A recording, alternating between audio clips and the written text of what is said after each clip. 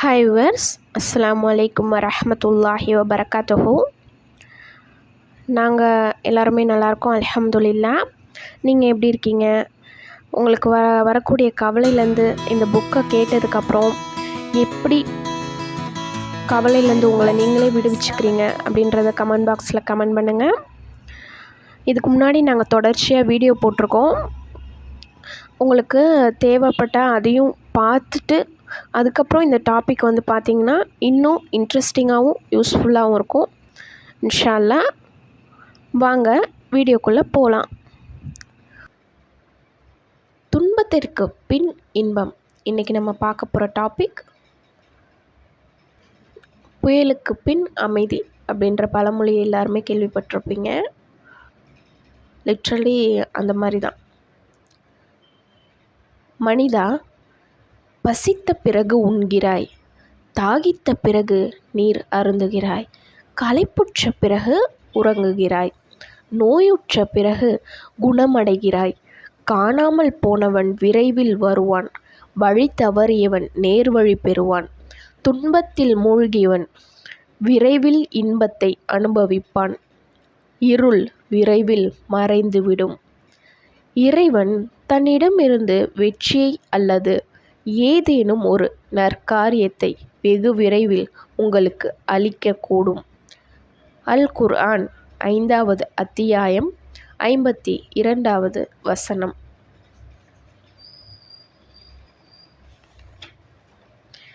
மலைகளையும் பள்ளத்தாக்குகளையும் கடந்து அதிகாலை வெளிச்சம் நிச்சயம் வரும் என நீ இரவிடம் கூறு.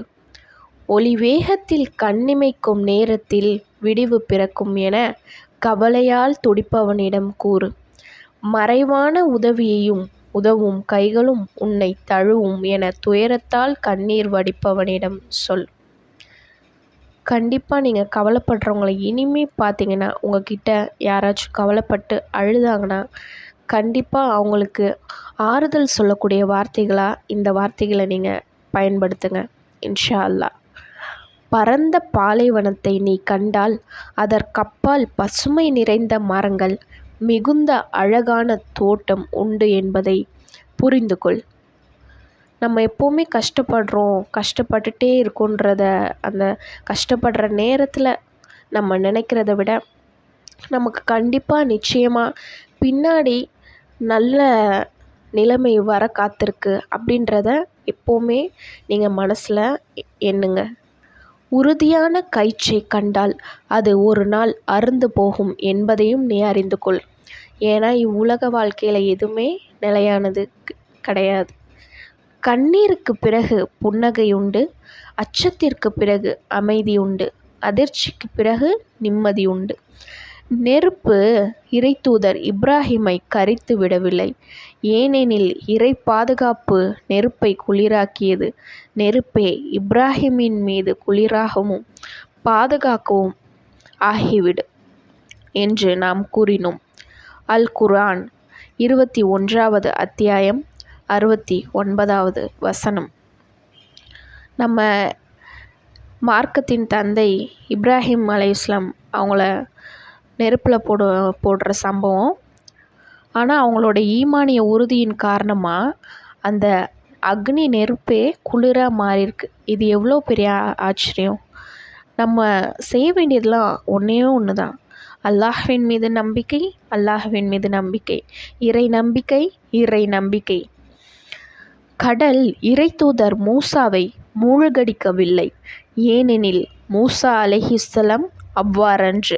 நிச்சயமாக என் இறைவன் என்னுடன் இருக்கின்றான், நாம் தப்பிக்கும் வழியை நிச்சயமாக அவன் எனக்கு காட்டுவான். அல் குர்ஆன் 26வது அத்தியாயம் 62வது வசனம் என உண்மையான நம்பிக்கையோடு கூறினார். நமக்கு துன்பம் வரும்போது நம்ம அவ்வளோதான், போச்சு முடிஞ்சு, நம்மளால் என்ன பண்ண முடியும், ஏது பண்ண முடியும் அப்படின்ற அந்த புலம்புறதை விட்டுட்டு, ஏன்னா நம்ம எதுக்குமே சக்தி பெறவில்லை. நம்ம எல்லாத்துக்கும் மேலே அதீத சக்தி படைத்தவன் அல்லாஹ் மட்டுமே.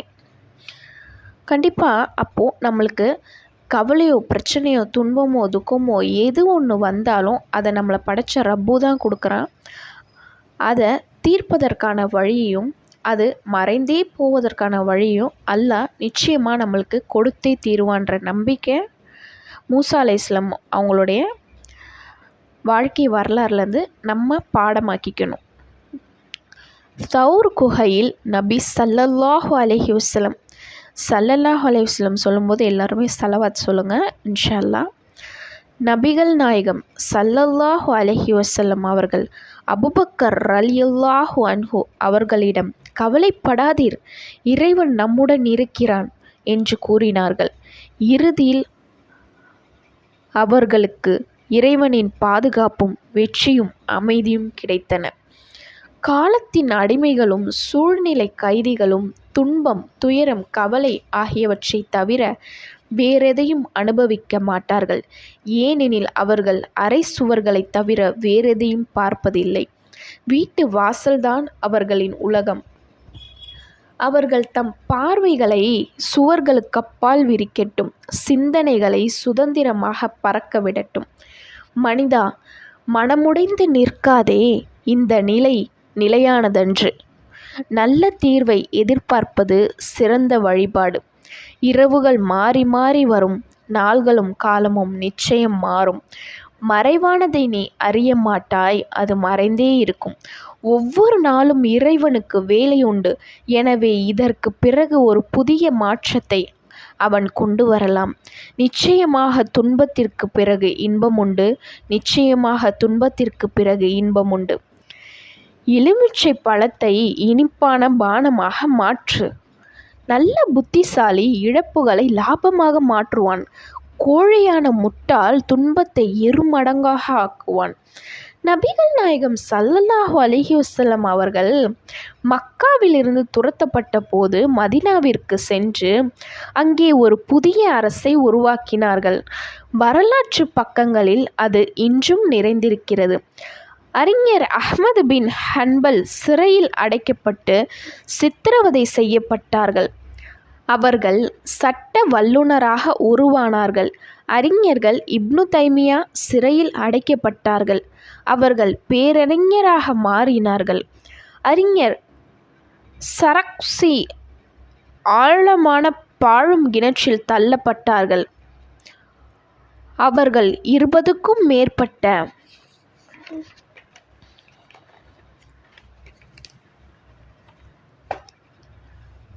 சட்ட நூல்களை நமக்கு தந்தார்கள். இப்னுல் அதீர் முடக்கப்பட்டார்கள். அவர்கள் ஹதீஸ் கலையில் சிறந்த நூல்களாக போற்றப்படும் ஜாமிஉல் உசூல், நிஹாயா ஆகிய நூல்களை எழுதினார்கள். இப்னுல் ஜவுசி பக்தாதிலிருந்து நாடு கடத்தப்பட்டார்கள். அவர்கள் குர்ஆனின் 7 வகை ஓதுதல் முறைகளையும் திறம்பட கற்று அவற்றில் சிறந்து விளங்கினார்கள். மாலிக் பின் ரைஃப் மரண படுக்கையில் கிடந்தவாறே தலை சிறந்த பெரும் காவியத்தை படைத்தார்கள். அது அப்பாசிய காலத்து கவிஞர்களின் காவியங்கள் அனைத்திற்கும் நிகரானது. அபுது ஆய்பின் பிள்ளைகள் அனைவரும் தந்தைக்கு முன்பே இறந்துவிட்டார்கள். தன் பிள்ளைகளுக்காக அவர் பாடிய இரங்கற்பாக்களை காலம் ஆச்சரியத்தோடும் ஆரவாரத்தோடும் கேட்டு மகிழ்ந்தது, புகழ்ந்தது. அவை என்றும் அழியாதவை. துன்பம் உன்னை துரத்தும் போது உனது பார்வையை ஒளிமிக்க பாதையை நோக்கி திருப்பு. எலுமிச்சை சாறு நிறைந்த கோப்பையை எவரேனும் உன்னிடம் வழங்கினால் அதில் கொஞ்சம் சர்க்கரையை சேர்த்து அருந்து. யாராவது பாம்பை உனக்கு அன்பளிப்பாக தந்தால் அதன் விலை உயர்ந்த சட்டையை மட்டும் எடுத்துக்கொண்டு மற்றதை எறிந்துவிடு. இந்த லிரிக்ஸ் எல்லாம் கேட்டோன்னே நீங்கள் யாரா நம்மளுக்கு பாம்பெல்லாம் பரிசளிக்க போகிறா அப்படின்ற அர்த்தத்தை எடுக்காதீங்க. உங்களுக்கு யாராவது ஒரு கஷ்டத்தையே கொடுத்தாலும் அதில் இருக்க நல்லதை மட்டும் எடுத்துக்கிட்டு அந்த கஷ்டத்தை கீழே மண்ணில் போட்டு புதைச்சிருங்கன்ற அர்த்தத்தை சொல்ல வராங்க. தேள் உன்னை கொட்டினால் அது பாம்புகளின் விஷத்திலிருந்து உன்னை பாதுகாக்கும். நமக்கு எந்த ஒரு கஷ்டம் வந்தாலும் அந்த கஷ்டத்திலேருந்து எடுக்கிற படிப்பினை பிறகு வரக்கூடிய பெரிய கஷ்டத்துலேருந்து நம்மளை பாதுகாக்கும் அப்படின்றதுக்கு புரிஞ்சுக்கோங்க அப்படின்னு சொல்ல வராங்க.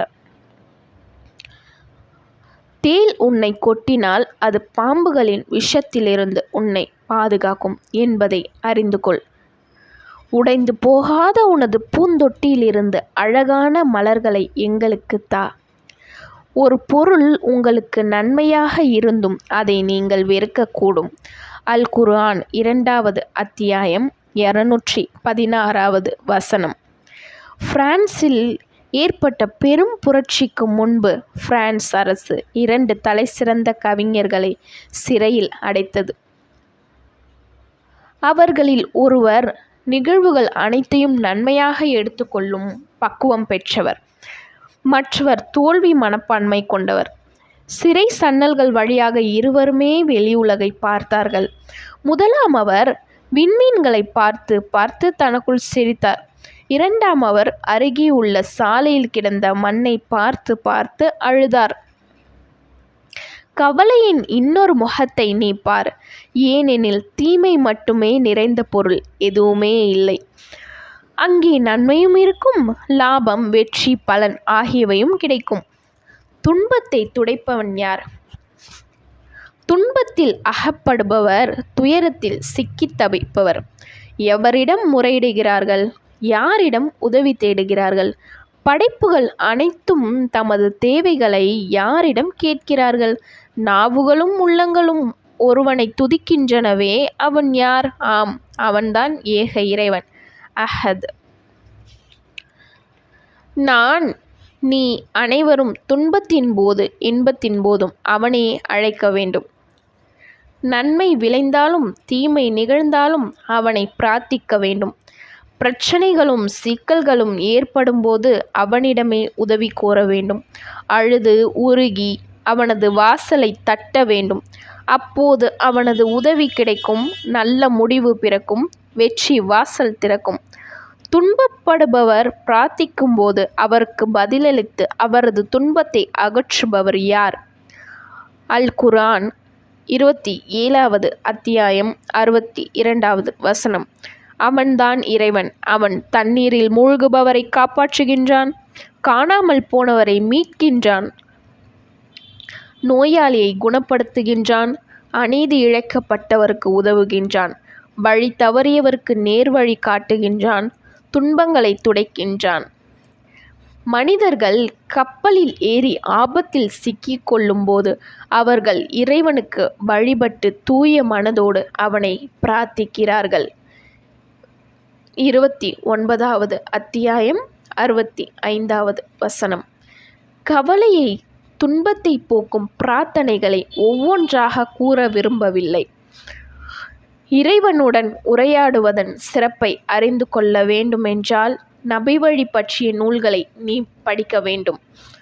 அப்போது இறைவனை பிரார்த்திப்பாய், அவனுடன் உரையாடுவாய், அவனது உதவியை எதிர்பார்ப்பாய்.